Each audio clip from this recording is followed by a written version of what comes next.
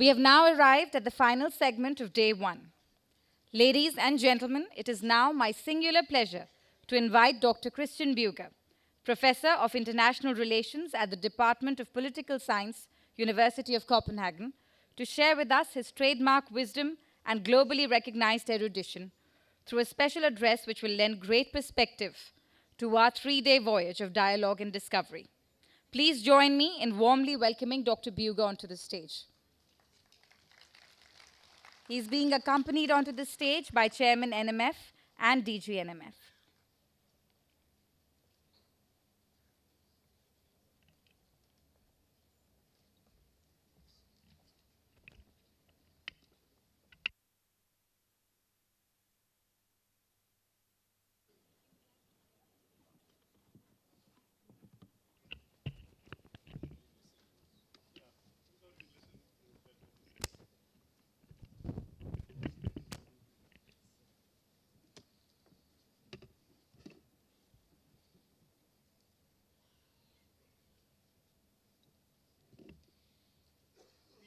Before Christian starts, I just want to say something to everybody who's here.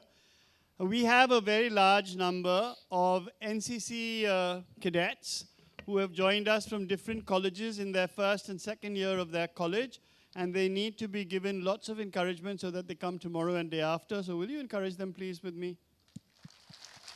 Thank you.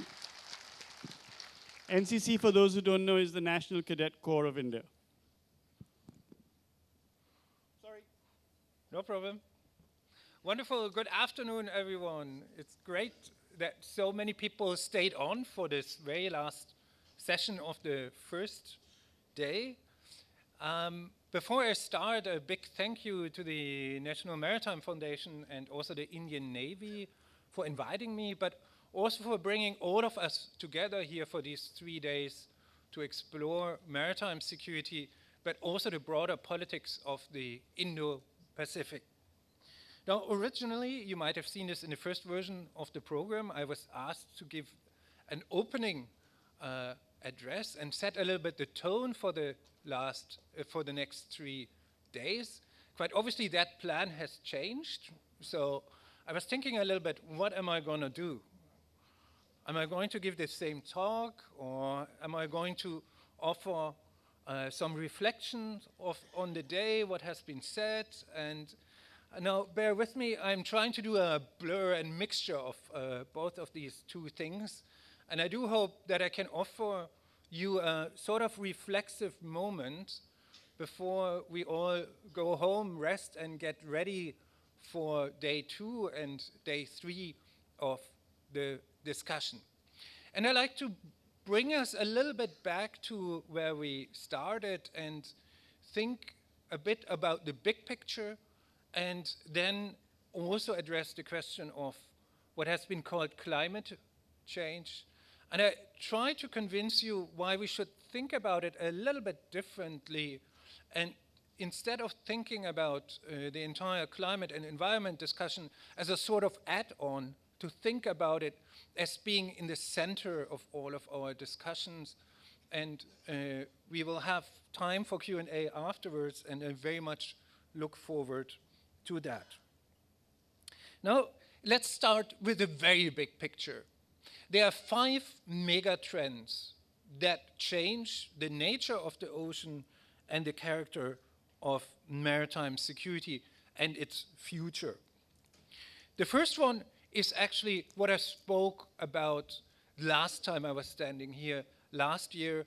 That is the trend of an increasing and accelerating use of the sea and the build-up of infrastructures. And that basically means that the oceans of tomorrow are not the same. They are no longer this pristine, open environments. No, no, no, no. They are actually highly industrialized spaces where we are literally running out of space, and that sets the precondition for maritime security, because the more we are becoming dependent on the sea, the more we actually are vulnerable to threats and risks out at sea. And if you're interested in that, there's a fantastic YouTube video actually from last year, highly recommended. The second mega trend, equally important, is the digitalization and automation of many of these activities. And just a couple of weeks back, I was at a conference for robotics and artificial intelligence, and it's truly amazing with what kind of speed things are developing. And we're getting autonomous vessels, and we're getting intelligent autonomous vessels increasingly. And that not only raises ethical questions in terms of autonomous weapons, but it also raises questions about privacy, about the legal status of these systems and so on. Unfortunately, we have a rich process going on at the United Nations addressing these things. But what is important for maritime security is that because of automation and digitalization, maritime security and cybersecurity increasingly merge. And since many of these technologies rely on outer space, there's also this new nexus between maritime and outer space that is increasingly becoming important. So if you're a student and you're looking for an exciting topic to work on, highly recommended, look at the space maritime nexus. The third trend is new technologies, new weapon technologies, and as they are coming along, and we are already seeing how bad guys can use these in the maritime domain, and the Red Sea crisis was frequently referred to earlier today. The fourth mega trend often gets most of the attention, and that has been described as the increasing geopolitical and geoeconomic tensions, the new era of superpower rivalry, and the impact that it has on the maritime domain. And here often the argument is that the sea is increasingly becoming a space of contestation because of US-China rivalry and other superpower games. But actually, there's now super interesting research coming out that is showing the opposite. Because of superpower rivalry, we are not getting less cooperation at sea, but actually more. However, it is not on a global level, it is increasingly on a regional level. And I think in the earlier panel we could already see some moments of this. How much of maritime security is now being handled by BIMSTEC, new institutions popping up.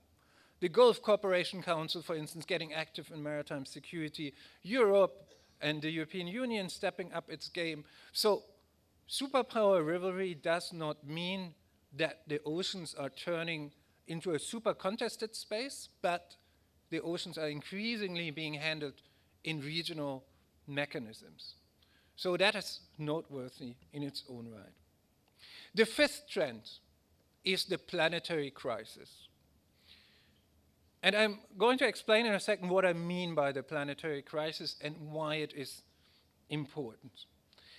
And the planetary crisis very often gets the least of attention. So I was very, very delighted when I saw the first version of the program here that climate change and environmental issues were actually prominently featured. And that is not very often the case in maritime security or geopolitically oriented events. So since the other mega trends are often talked about, let me here focus on the planetary crisis and what it means for maritime security. And since we had the panel earlier on climate change, my life is actually much easier because I don't need to bring you some of the examples that I had ready, because we had fantastic presentations from Bangladesh, from Indonesia, and so on, telling us already what climate change might imply. Now, why do I talk about the planetary crisis, and why do I not want to talk about climate change per se? The first one is that often when we're talking about climate change, we are thinking about something that is ahead of us, that is still coming, and that we need to prepare for. But this is actually not the case. The climate crisis is very much with us already. And just open the news from any parts of the world, whether that's Europe or Asia, has been frequently mentioned. The disasters induced by climate change, they are already here. So we're not looking at something in the future. And talking about a crisis, this is not semantic hair splitting or anything like that. This is to make us aware that it's here and now. The second reason is that it is not climate change alone that is producing the crisis. Transforming climate is deeply interwoven with a range of other crisis moments, and we cannot really separate these out. We are simultaneously facing a loss of biodiversity, including from overfishing. We are witnessing the loss of habitat, including from the expansion of maritime activities, including the buildup of green energy infrastructure, wind farms, and so on. We are also struggling with a growing pollution crisis, and the proliferation of plastic in the oceans is perhaps the most dramatic of these. Now, these four different kinds of crises, they are not in parallel. They are actually interconnected. Climate change, the climate transformation has dramatic impacts on biodiversity, for instance. Think about coral bleaching as one example as the ocean temperatures rise. But also think of shifting fish stock patterns due to sea level rise and warming waters.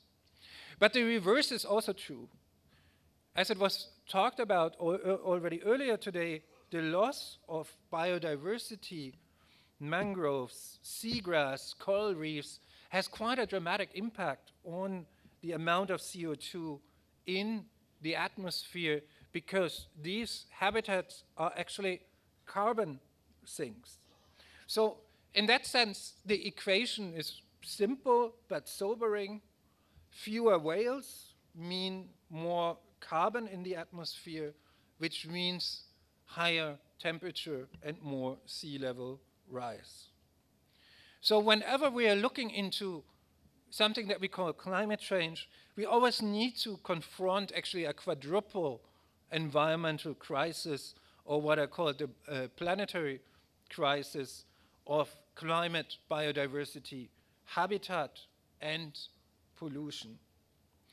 And the term planetary is also truly appropriate because that is a crisis that we cannot escape wherever on the planet we actually live, and how no nation, no matter how powerful, will not be able to tackle this on its own. So, since I'm a maritime security expert, ladies and gentlemen, allow me now in the next couple of minutes to address the question of how does this mega trend, the planetary crisis, actually have an impact on maritime security. People that know me know that I like systematic thinking, and I like stuff such as matrices and classification schemes. So let me offer you one here today, how to think about these impacts. I like to work with two categories. The first one is the question of primary and secondary impacts. And the second one is between general strategic challenges and more hands-on operational consequences that navies and coast guards will have to deal with. Now, by primary impact, I mean the direct consequences of the planetary crisis on the maritime security environment. And by secondary impacts, I refer to the consequences that stem from our responses to this crisis. So this is a dimension that often gets forgotten. the moment that we're trying to adapt and mitigate to the planetary crisis, we also produce new challenges. So we are in many ways in this endless loop. The more we respond to it, the more we are producing new challenges. So let me walk you through briefly through this matrix, considering that I have only about 5 minutes left. Now, when we're talking about primary impact, then it's actually quite useful to draw on the framework that we introduced in our book, Understanding Maritime Security, and it was shown earlier on a slide, and that is the triangle that encompasses interstate conflict, extremism, and terrorism, and blue crimes as the third angle. Now here, crucially, the planetary crisis acts as a threat multiplier across all three of these dimensions. If it comes to interstate conflict, here we are looking at new forms of territorial disputes, in particular over emerging resources as they become newly accessible. And the Arctic has been already given as an example, so that is in many ways paradigmatic. We are also talking about sinking territories, an entirely new type of threat that you should be very worried about if you're living in the Maldives and other small island states. And here we are literally looking at an existential threat.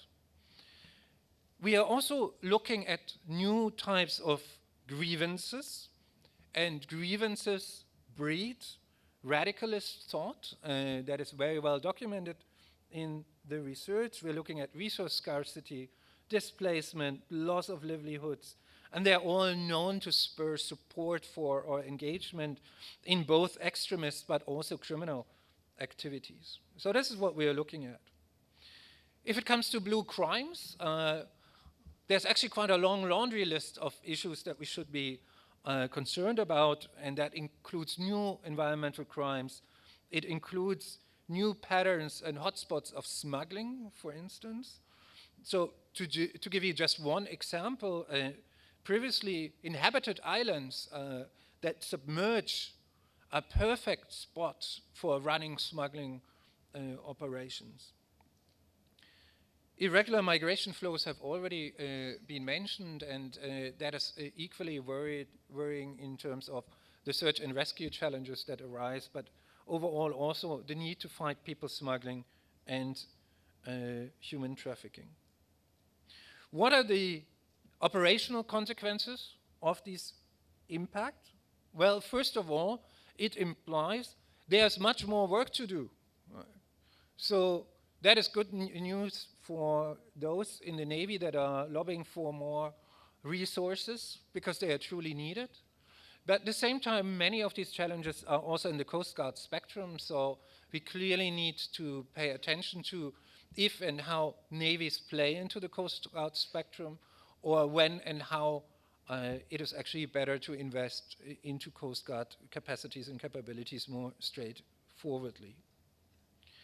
What follows is we need comprehensive assessments for countries and regions of how the planetary crisis will, for instance, impact maritime security infrastructures, port facilities, jetties, and so on. This has hardly been done by navies. There's a couple of naval assessments out there, but we need to do this much more generally.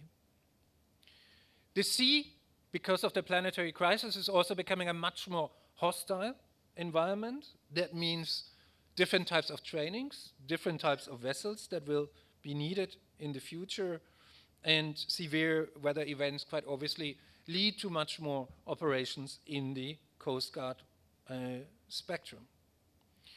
Now, very briefly on the secondary impacts. Here we have to look into how we're actually adapting and mitigating climate change. And there's quite a number of new vulnerabilities that are being produced by this. And a good example is the critical maritime infrastructure protection agenda.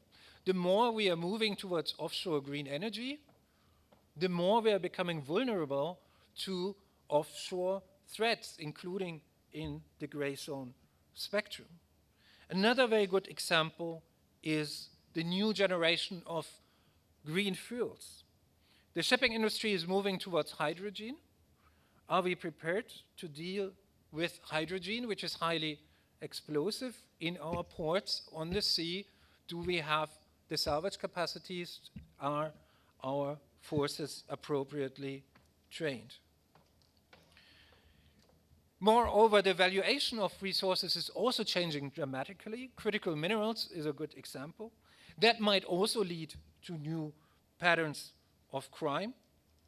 And last but not least, the more we are establishing marine protected areas, we do need capacities to actually protect these areas, and that usually means coast guards or navies. And let's not forget, in February next year, a new treaty will enter into force, the BBNJ treaty, and it foresees the possibility of having marine protected areas on the high seas, which raises the question of who is going to enforce the law in these marine protected areas. So, to sum it up, the planetary crisis is a mega trend. It will impact everything and anything out at sea, and it will have dramatic consequences for maritime security forces, and we need to strategize and think about it now in terms of training, in terms of equipment, in terms of anticipating what criminal networks will make out of these developments. And let's not forget, the majority of criminal networks are smart and creative, and they have regularly outsmarted us. So it's time that we closely pay attention to this and develop appropriate strategies and operational responses to these. I do hope that we keep the planetary crisis in mind over our discussions in the next 2 days, and perhaps indeed a future iteration of this dialogue can be exclusively devoted to it rather than having just one panel on it. And I will stop here because there's a monitor and it says time's up. And I hope I offered you some interesting ideas and look very much forward to your questions on the planetary crisis in specific, but also on all of the other four mega trends. Thank you so much.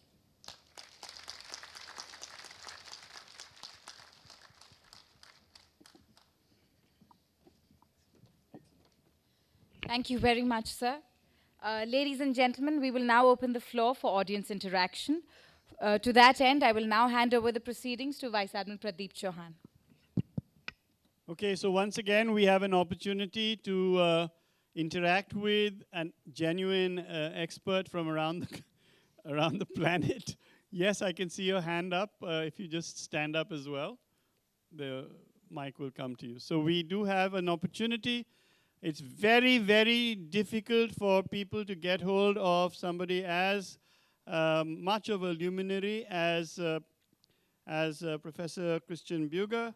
He is quoted almost extensively, if not exclusively, in almost all IR formal publications. So, yeah. Please go right ahead. So you're standing and you have the first question. Please introduce yourself. So am I audible? Yes, you are. Hold the mic closer to your mouth. Yeah. Good afternoon, all of you. My name is Varun Seth. I am from University of Delhi, pursuing Masters in Political Science. Sir, my question is from Sir Christian Bueger. Sir, as you have put light on the mega trends in maritime security and their impact through various dimensions, sir, my question is how you or we balance in humanitarian and environmental concern and in security in context of cooperation and capability enhancement, with inclusive growth taking a small islands nation to other. Thank you, sir. All right, in the interest of time, we'll take a couple of questions. We'll do 3 questions at a time. Yes, sir. Greetings, everyone. My name is Ayush Bhardwaj, sir. My question to sir is, sir, over 99% of global internet traffic moves through approximately 600 submarines, communication cables. So yet very few states have the legislation for their protection. When it comes to Indian Ocean, sir, we have 17 cables, and a lot of them are outside of collective framework. So, sir, in the absence of these framework, so what cooperative and legal arrangements can Indo-Pacific nations pursue under UNCLOS Part 12 to safeguard underwater infrastructure from hybrid and cyber physical threats? Thank you so much, sir. Thank you. Yes, ma'am.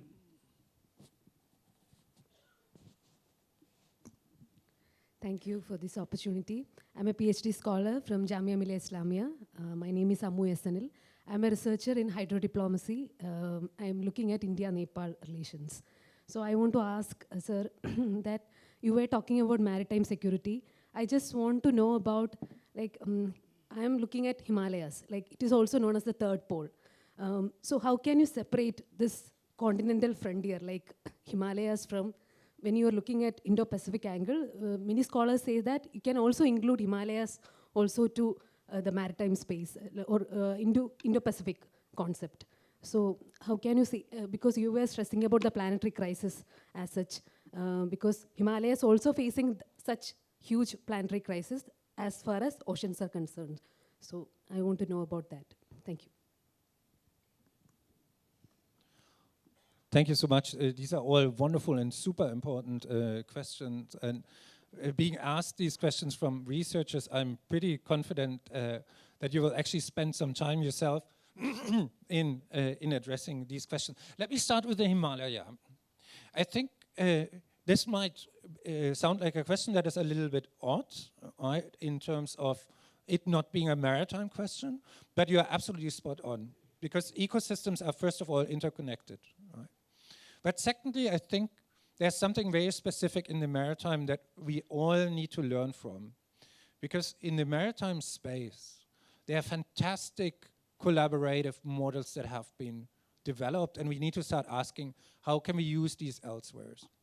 If you go back down in history, then one of the very first treaty in the history of international law is over the Danube, right? And which already includes questions of fisheries and how to manage the Danube. I grew up next to Germany's largest lake, the Bodensee, or Lake Constance as it's known in English. And it is a lake managed actually by 3 states together for decades. And they have a joint environmental board and things like that. And quite obviously here we're talking about Switzerland, Austria, and Germany. But these are cooperative models for how to actually manage environmental spaces. And in one way or the other, they always are linked to water. And in your case, quite obviously ice rather than water per se. Let me come to the cables. So first of all, just to correct you here slightly, it's not 99% of global internet traffic that goes to these cables. It's about 95% of transcontinental internet traffic, because if I go back home on Saturday, you know, my internet traffic hardly depends on these internet cables, because in Denmark we have fantastic terrestrial networks, and the underwater cables are actually not that important, except everyone being spooked out about it, because it just happened that cables get relatively frequently cut in the Baltic Sea for whatever reason. The most important thing, and we have been advocating that for a long time, is to get regional cooperation right in critical underwater infrastructure protection. And instantly, we should also talk about pipelines, even if you think, this is future music, and electricity cables. That will become more and more important, exactly because of the need to decarbonize societies. So perhaps in the future, just to give you one example, we are going to have an electricity cable from India to Maldives and to Sri Lanka, because India, hopefully in the future, will become a powerhouse of offshore wind energy. We just need to speed up a little bit the investment in these infrastructures. It turns out that here in the region, that one of the very first regional cable protection plans is from the Indian Ocean Commission. well ahead of Nord Stream and so on. Quite obviously now the document is a little bit outdated, but these are the kind of frameworks that we need to look at. And we are looking at surveillance. We are looking perhaps most importantly at repair infrastructures. And if you look at the range of repair vessels here in the region, we are looking at old vessels, insufficient vessels, and there's clearly investments needed. Does that mean India needs to buy 3 repair vessels? No. Let it be handled by the industry, all right. But some public-private partnerships will be clearly needed to handle these questions. Very first question, and perhaps the most broadest. I think one of the core points in the discussion of environment and security, climate and security, is we need to start distinguishing the end. Right? We really need to start thinking about this in an integrated way. Right? The famous French philosopher Michel Foucault tried to solve the relationship between knowledge and power by making a slash in the middle and talking about knowledge power. Right? We need to do something similar if it comes to climate security, environmental security, and so on. And just to give you one example, right? It is not sufficient to install a marine protected areas and then think about security later. Right? It is not sufficient to build a wind park and then later on think, oh, it's actually a new vulnerability. How we are going to secure that? Right? We need integrated, holistic systems thinking for that, and basically also need to embrace complexity. So this is the essence of all of it. And a key problem is actually that there are different professions involved. They're the environment people, they're the energy people, and us, the security people. And we do not have a rich history of relationships of trust. We do not have a rich relationship of even talking to each other. And that is really a shift in terms of mindset and culture that is needed to address that. But hey, there's a young generation in this room. It's up to you guys to actually make it happen. Thank you very much. Any further questions? Yes, there was one gentleman there. Yep. Didn't we have somebody? Didn't you have a question? Yep.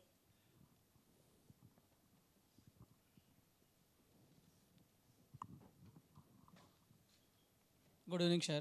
Myself Sahil. I am from Indian. Keep the mic close to your mouth. We can't hear you. Myself Sahil. I am from Indian Society of International Law. As sir discussed about so many important things, so just I want to know one questions. New upcoming treaty can close eyesight about problems which you discussed. That's my question. I'm sorry, could you repeat that again? Now upcoming treaty can close eyesights, such problem, those you have discussed in your overview about new upcoming treaty. Okay. I hope you wrote that.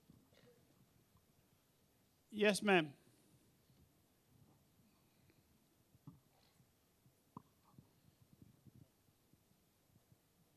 Hello, good evening. I am Aditi. I am Network for Advanced Study of China Fellow with Takshashila Institute. Please put your mic close to you. All right. So, sir, I found your point about the nexus between maritime and outer space to be quite interesting. So, from what I understood, as far as maritime is concerned, one could look at the NASA ISRO synthetic aperture radar mission, which is now underway, and the other side could be the surveillance or the threat portion also. So I was wondering if the legal framework for this could be at the intersection of UN clause and the Outer Space Treaty, if we could find something about that, or would new legal framework have to be evolved for this, or I mean, who would actually lead the norms when it comes to the intersection of maritime and space sector? Thank you. Yes, sir.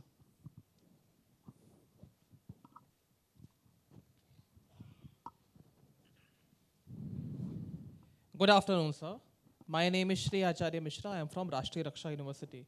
So we see that global warming is opening the near Arctic routes, the sea routes, for states like Russia and US. And while US appeared earlier to pay some attention, recently the Secretary of War has said no more climate change worship. So how to get such key players on the table, especially when climate change may be benefiting them in some direction.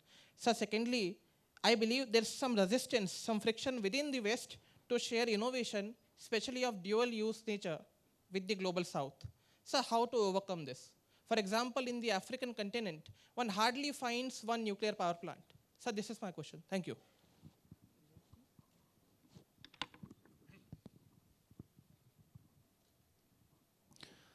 Thank you. Wonderful, very, very important questions. Again, to which I only have some directions rather than straightforward answers. Let me perhaps start with the Arctic. So I'm not kind of like an Arctic expert myself, for the sheer reason that it's way too cold for me to do research up there. But I have a lot of colleagues working on the region.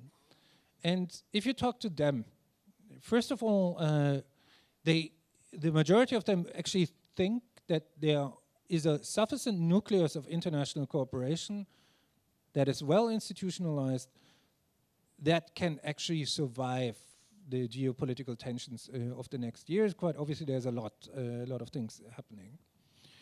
The second answer is perhaps more worrying, and I really encourage you to have a dinner with a pessimistic climate researcher.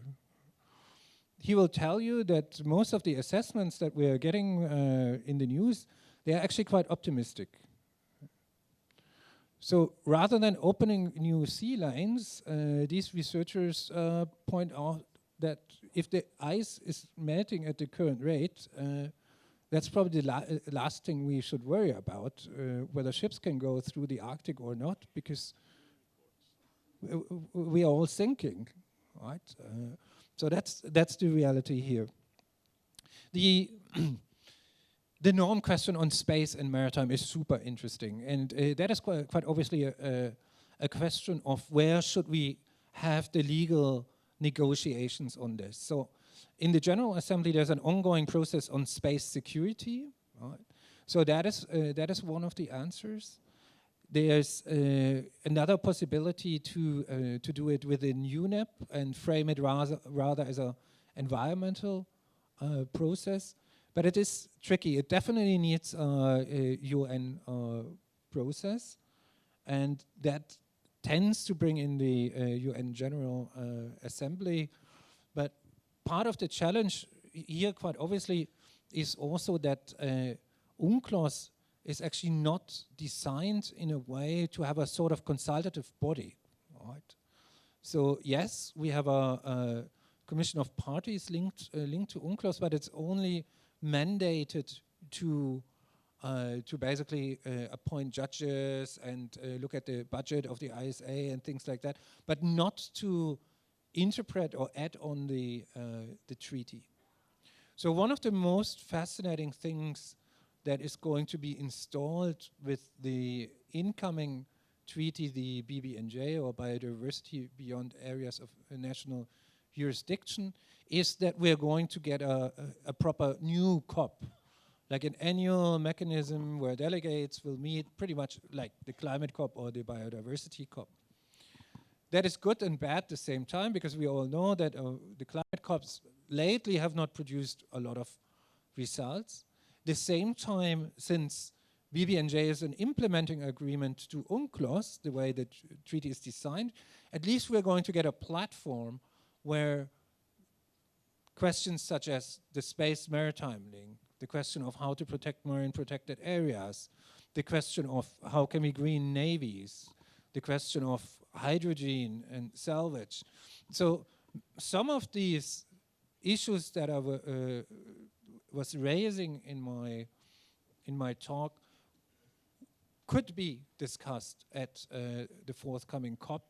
If that happens, is quite obviously a different question, and it will still take a little while for us to get there, to get these new institutions running.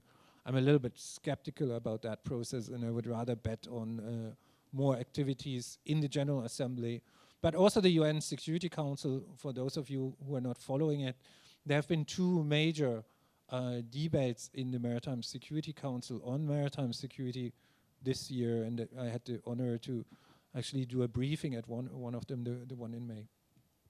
Do we have still time for one more question? No, I'm afraid we don't have any more time for questions, but we do have time enough for some comments by the chairman of the NMF, if you will permit. Absolutely. Admiral Karambir Singh, so the floor is yours. Thank you, Christian, for a lovely talk and the way you handled all the questions. I just had a couple of points, on terminology. We had this issue of continental outlook and maritime outlook. We tend to call the countries with like SIDS, the small island developing states. Actually, I would think that the better or maritime way of addressing them would be large ocean developing states. A country like Mauritius, it might be a small island developing state, but it's got an EEZ which is as big as India. So we've got to have that kind of outlook as people who are looking at it and from the maritime space. The other issue is like the terminology landlocked. I don't think we should be looking at calling them landlocked. We should be calling them land-linked, because that is how we're going to link them to the sea. Another point that I thought I'd just bring out was this use of cooperation and collaboration interchangeably. If you go by the dictionary, cooperation is when you help somebody. That is when you provide some assistance to someone. You cooperate with that person. Generally, that is what it means. Collaboration is when you work together for a common purpose. And that is, I think, what we are trying to get at. We are trying to collaborate for a larger purpose, regional stability, security, etc. So I just thought I'll just bring out these couple of points. And on this issue of Himalayas being the third pole, it is actually the main reason for rising sea levels, with the glaciers melting and coming in. It's not really the icebergs which are melting, which are already in the sea, but it is the glaciers which are melting and causing the rising sea level. Thank you so much. Thank you so much, sir. I think I'm tempted to ask for one last question. Yeah, Sonali. So I just want to tell everybody that Sonali too, I know her because she was in the NMF till very recently, and she too is working on the nexus between space and maritime issues. So the lady who asked the question earlier, you may want to connect with her. Last question of the day. You need, mic's not working.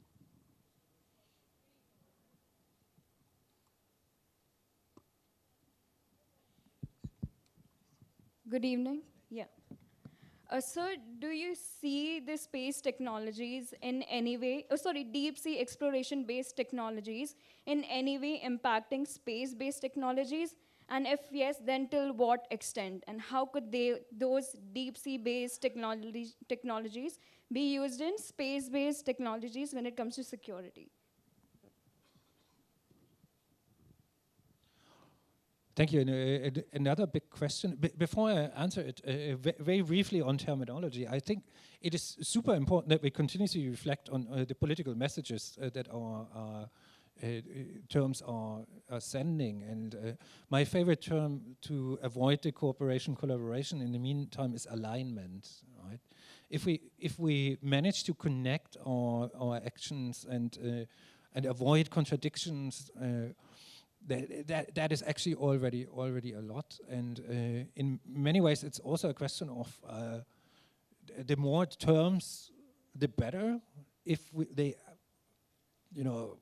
appropriately describe something. Icelanders have 27 words for snow. Right? We, as maritime security people, should have a very rich vocabulary, not only for playing maritime security Scrabble, but to be precise in terms of what we actually want to get out.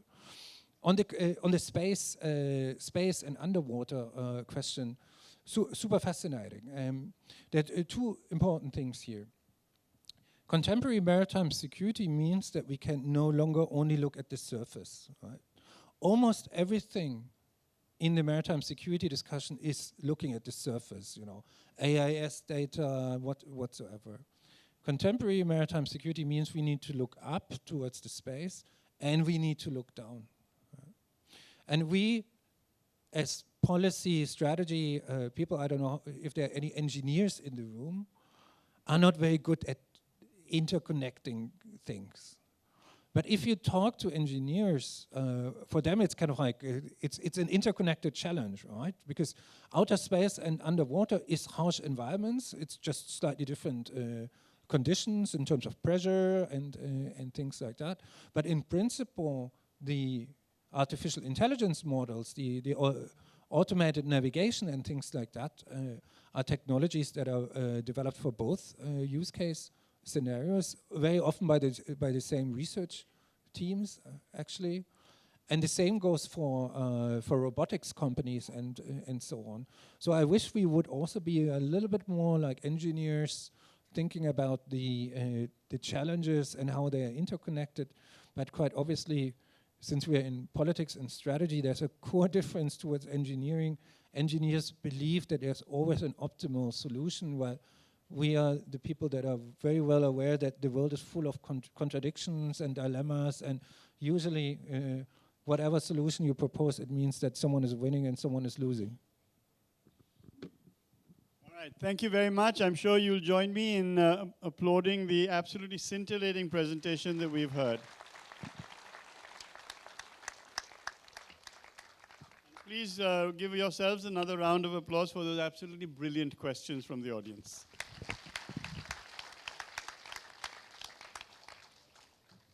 Thank you, gentlemen, for that insightful exchange. Your perspectives have truly helped anchor our discussions on a firm intellectual keel. And now, ladies and gentlemen, I am delighted to introduce the latest edition of Maritime Affairs, the flagship peer-reviewed journal of the National Maritime Foundation, published since 2005 and widely recognized for its interdisciplinary focus on the maritime domain. This latest issue offers incisive analyses on regional dynamics involving China, Japan, Turkey, and France. It also offers insightful commentaries on operationalizing maritime capacity and capability within the Quad. May I request Dr. Bueger to take the lead and release the journal.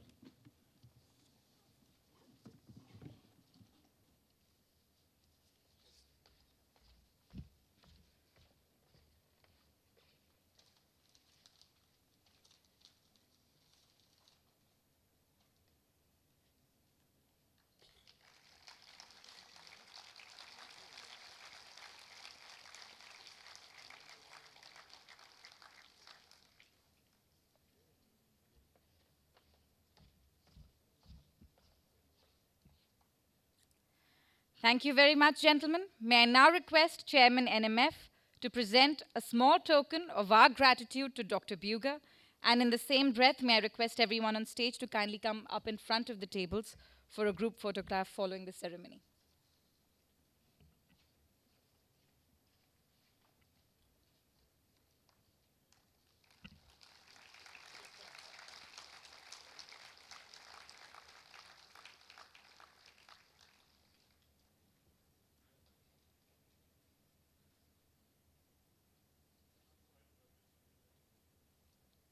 Ladies and gentlemen, please join me in thanking our esteemed speakers. May I request everyone on stage to kindly resume their seats in the audience.